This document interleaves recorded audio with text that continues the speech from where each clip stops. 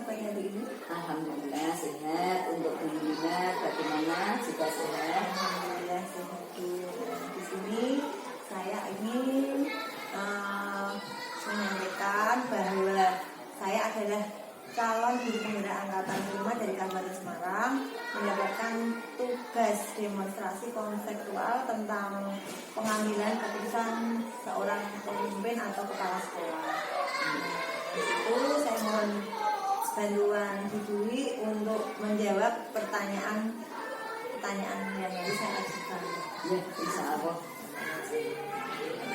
Langsung saja Bu. Selama ini bagaimana Anda dapat mengidentifikasi kasus-kasus yang merupakan dilema etika atau rujukan moral?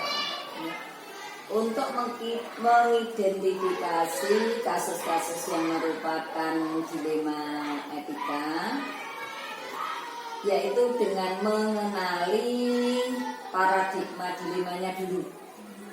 Jadi misalnya apakah termasuk dilema etika individu lawan masyarakat, atau mungkin termasuk dilema etika rasa keadilan lawan rasa kasihan, atau mungkin dilemanya tentang kebenaran lawan kesetiaan. Jadi kita harus melihat dulu paradigma identifikasi kasusnya yang apa. Jadi nanti kita bisa menentukan langkah yang akan kita ambil, langkah tepat yang akan kita ambil itu melihat permasalahan. Jadi intinya kita melihat permasalahan atau mengidentifikasi kasus-kasus tersebut itu. Ya.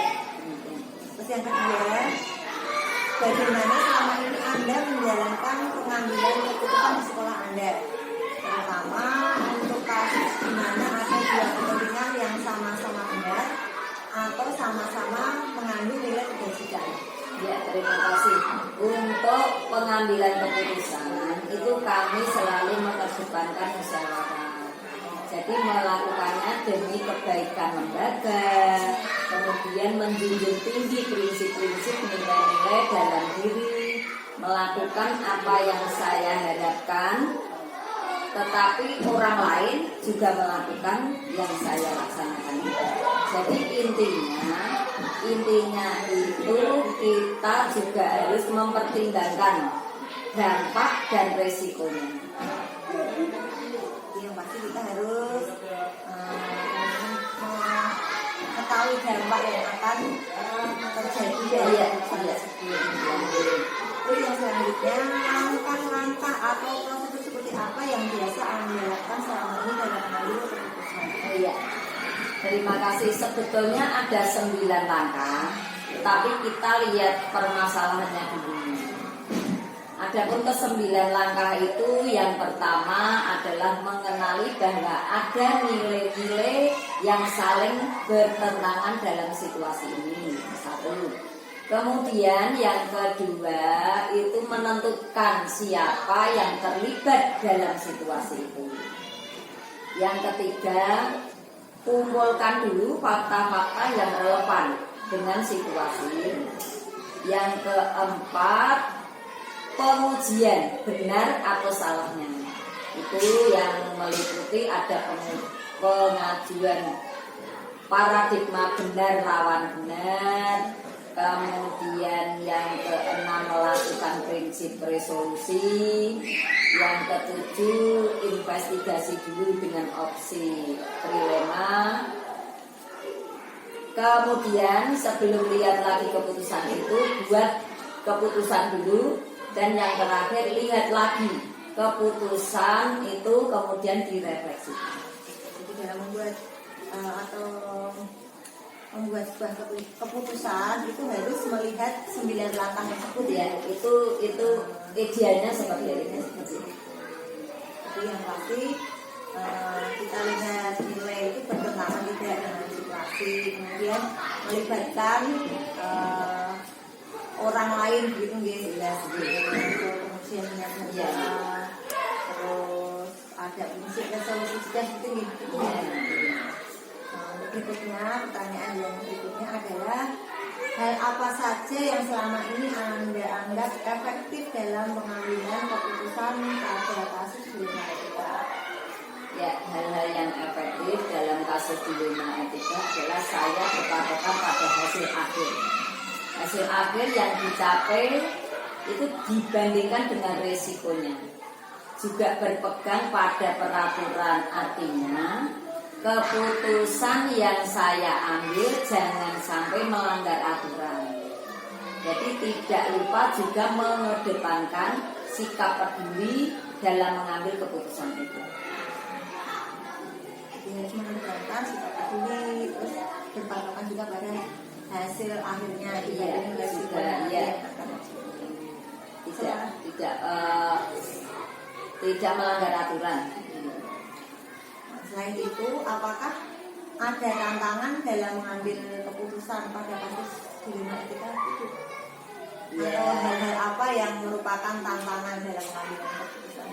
Setiap kejadian, setiap keputusan ya ada, tetap ada, meskipun besar atau kecil tetap ada. Adanya pihak yang tidak puas terhadap keputusan saya itu adalah mungkin salah satu adanya efek daripada kejadian tadi. Keputusan yang saya ambil pasti tidak mampu memberikan kepuasan pada semuanya. Selain itu ada rasa berat hati mungkin dalam mengambil keputusan itu saya, tetapi semua itu memang harus dilaksanakan karena setiap keputusan tentu ada resikonya, ada sebagian yang mungkin tidak puas, tetapi paling tidak kita meminimalkan kejadian-kejadian itu supaya misalnya yang tidak puas ya diminimalkan, tidak terlalu tinggi. Itu memang kami selalu bermusyawarah untuk meminimalkan permasalahan atau hasil dari keputusan itu. Keputusan itu pasti ada pihak-pihak yang merasa dirugikan atau ada pro dan kontra gitu. Ya mungkin ada seperti itu, tetapi kita meminimalkan supaya selanjutnya dalam sebuah penyelesaian kasus dilema etika, atau apakah Anda langsung menyelesaikan di tempat atau memiliki sebuah jadwal untuk menyelesaikannya, kemudian bentuk atau prosedur seperti apa yang Anda jalankan? Untuk itu tergantung pada sifat keputusan yang harus diambil. Jadi apabila sangat urgent itu kita juga mengambil keputusannya juga berbeda ketika hal-hal yang terjadi tidak begitu mendesak. Jadi apabila sangat urgent dan harus diputuskan saat itu juga, maka saya pertimbangkan 3 hal. 3 hal itu: 1, berpikir berbasis hasil akhir. Yang kedua, berpikir berbasis peraturan. Sedang yang ketiga, berpikir berbasis rasa peduli. Dan saya selalu meminta masukan baik dari rekan guru, komite, tokoh masyarakat, dan mungkin juga itu paguyuban kelas, itu yang selalu saya mintai pendapat, mintai masukan juga dari pejabat pemangku kepentingan supaya keputusan yang kita ambil itu hasil mufakat dari beberapa pihak atau stakeholder yang ada di sekolah. Jadi intinya kita tidak bisa memutuskan sebuah keputusan atau masalah tersebut dengan sendiri. Harus adanya kerjasama dari berbagai pihak. Pertanyaan selanjutnya, apakah seseorang atau faktor apa yang selama ini mempermudah atau membantu Anda dalam pengambilan keputusan dalam kasus dilema etika?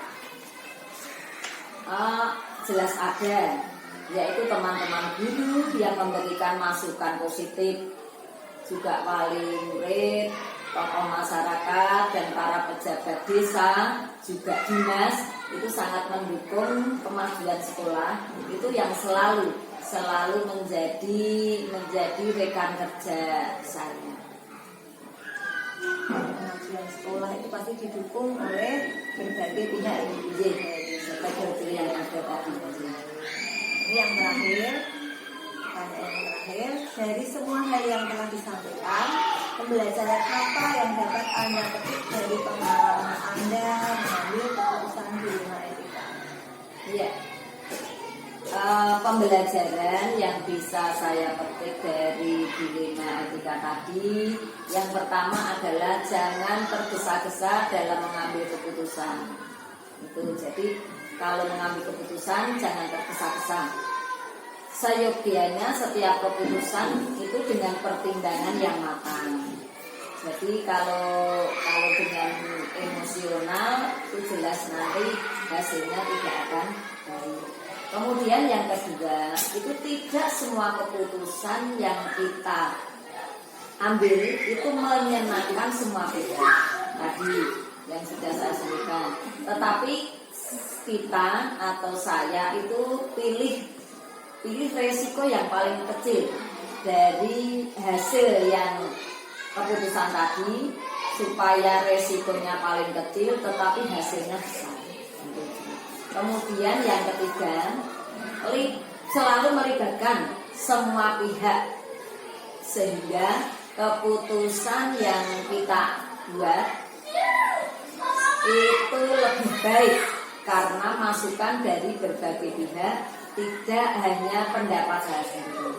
Jadi sekali lagi saya ulangi, untuk keputusan itu kami ambil dari musyawarah beberapa pihak tadi. Jadi istilahnya stakeholder dari rekan guru, karyawan, kemudian komite, wali murid, tokoh-tokoh masyarakat, juga tokoh-tokoh yang berkompeten di baik di desa itu maupun di dinas pendidikan. Jadi intinya tidak boleh tergesa-gesa dalam mengambil keputusan. Terus keputusan itu bisa menyenangkan semua pihak, tidak ada yang merasa dirugikan. Kemudian pilih resiko yang kecil tapi hasilnya besar.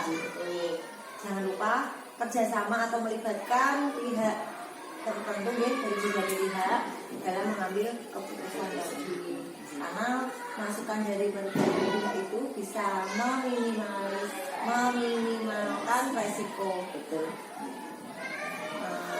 Menarik sekali Bu untuk perbincangan hari ini. Saya mengucapkan terima kasih. Banyak sekali pembelajaran yang bisa saya terima hari ini. Semoga kedepannya saya bisa melaksanakan atau ide-ide dari penjenengan nanti bisa saya gunakan ke depan dalam mengambil keputusan. Saya juga minta maaf kalau sudah mengganggu waktu panjenengan, mungkin ada banyak kesibukan. Terus mohon maaf juga kalau banyak kekurangan kata yang ini kurang berkenan.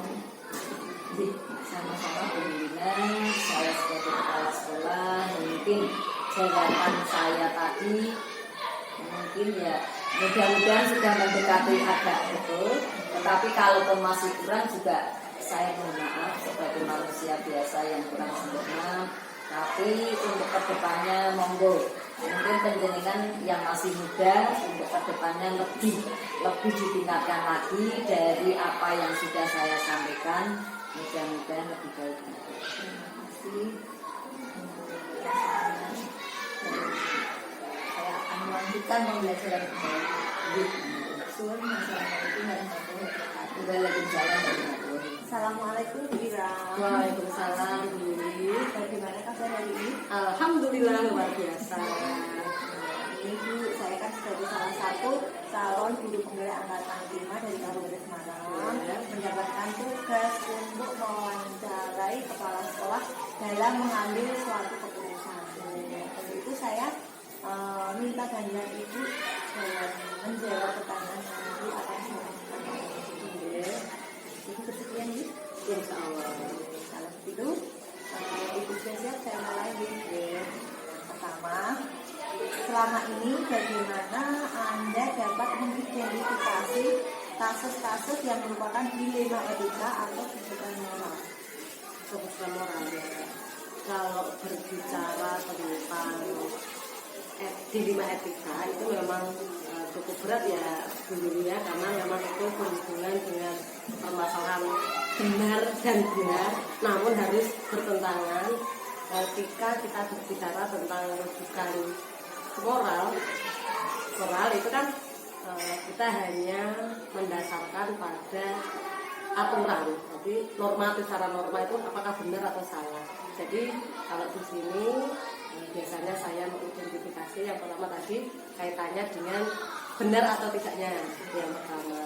Tapi kalau itu berbenturan antara benar dan benar, nah itu nanti kita kenali bersama apakah itu antara individu dengan masyarakat atau tidak, kemudian dampak jangkanya seperti apa, apakah jangka panjang, menengah atau sekarang. Dan dari situ nanti kami baru membuat keputusan. Terus berikutnya, sudah selama ini bagaimana Anda menjalankan pengambilan keputusan di sekolah Anda, terutama untuk kasus-kasus di mana ada dua kepentingan yang sama-sama benar atau sama-sama mengambil nilai kebajikan. Nah di sini biasanya saya kembalikan dulu, berarti pada regulasinya, pada regulasi yang ada itu yang pertama. Kemudian yang kedua, dampak yang paling banyak itu yang mana? Jadi misalnya yang ada opsi ini dampaknya nanti seperti apa, opsi yang ini dampaknya seperti apa. Jadi dengan melihat dampak dari permasalahan itu sendiri. Jadi kita melihat masalah itu. Yang ketiga itu langkah-langkah atau prosedur seperti apa yang biasa Anda lakukan selama ini mengambil keputusan tersebut? Langkah yang saya ambil yang pertama berarti saya harus mengenali ada nilai-nilai apa di situ, yang saling bertentangan itu seperti itu apa. Kemudian yang kedua, menentukan siapa saja yang terlibat dalam permasalahan itu. Kemudian yang kedua, tentunya saya akan mengumpulkan fakta yang ada. Kemudian kita analisa kebenarannya, apakah benar yang salah. Kemudian ada pengujiannya, jadi paradigma benar salahnya. Kemudian kita juga tentunya melakukan pengujian benar dan salah, serta pengujian paradigma benar dan salah, serta melakukan prinsip resolusi. Selain itu saya juga melakukan investigasi opsi trilema, kemudian baru membuat keputusan. Jadi dalam mengambil sebuah keputusan itu tidak asal ya Bu ya? Iya. Jadi harus Banyak pertimbangannya, melibatkan orang-orang yang kita rasa punya punya kepentingan, punya kebijakan, punya kita bisa jadikan bahan untuk narasumber melibatkan pihak lain. Terus selanjutnya, hal-hal apa saja yang selama ini Anda anggap efektif dalam pengambilan keputusan pada kasus ini? Di sini biasanya saya berpatokan pada hasil akhir yang dicapai dibanding resikonya, juga berpegang pada peraturan. Artinya keputusan yang saya ambil jangan sampai melanggar aturan, karena itu yang penting kan gitu. Dan tidak lupa saya juga mengedepankan sikap peduli dalam pengambilan keputusan. Tapi harus berpatokan pada hasil akhir, tidak melanggar norma kan. Sekarang yang berikutnya, hal apa saja yang selama ini merupakan tantangan dalam pengambilan keputusan? Jadi dalam mengambil keputusan itu pasti ada tantangan. Tantangannya itu yang seperti apa Bu? Iya, kan gini, seperti biasa atau dulu, setiap keputusan yang diambil itu pasti ada right and dislike. Ada yang merasa dirugikan atau diuntungkan. Tapi tentunya kan kita tidak bisa membuat semua orang senang dengan keputusan itu. Tapi minimal keputusan yang kita ambil itu sudah sesuai dengan aturan yang ada, sesuai dengan regulasi. Jadi tidak bertentangan dengan norma-norma yang ada. Kalau memang ada yang kurang suka, yaitu ya hal biasa.